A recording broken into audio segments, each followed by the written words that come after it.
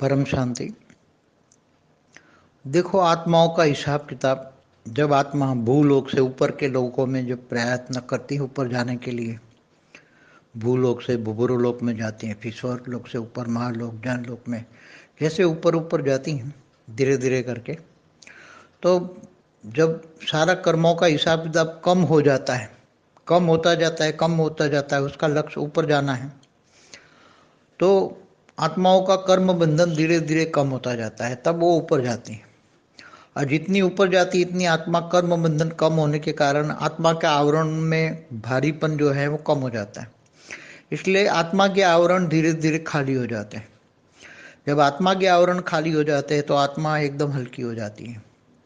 आत्मा जितनी जितनी हल्की हो जाती है, क्योंकि आत्मा को बांधते हैं उसके कर्म बंधन, वो आत्मा के आसपास उसके आवरण के रूप में होते हैं और आवरण के रूप फिर सूक्ष्म शरीर धारण कराते हैं।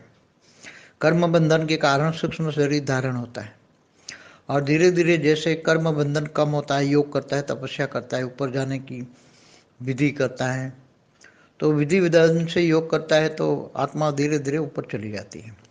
और जब परम धाम में जाती है तब उसकी कर्मातीत अवस्था हो जाती है, तब विकर्म विनाश हो जाता है। और सारे विकर्म विनाश होने पर आत्मा एकदम निराकार बन जाती है, एकदम निराकार, निर्गुण निराकार भावातीत, जो कहते हैं शिव समान, जीव से शिव बन गए। ब्रह्मास्मि कहते हैं ना, हम ब्रह्मास्मि, मैं ब्रह्म स्वरूप हूँ, तो आत्मा ब्रह्म स्वरूप बन गए।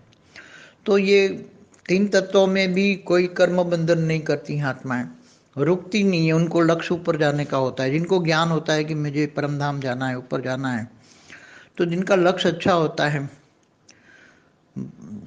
जीवन दरमियान, मनुष्य के जीवन दरमियान जो ज्ञान लेता है, ज्ञान ऊपर जाने का, अलौकिक पारलौकिक ज्ञान, अलौकिक से पारलौकिक ज्ञान लेता है, तो आत्मा धीरे धीरे, उनको पता है कि मुझे कर्म बंधन में नहीं आना है।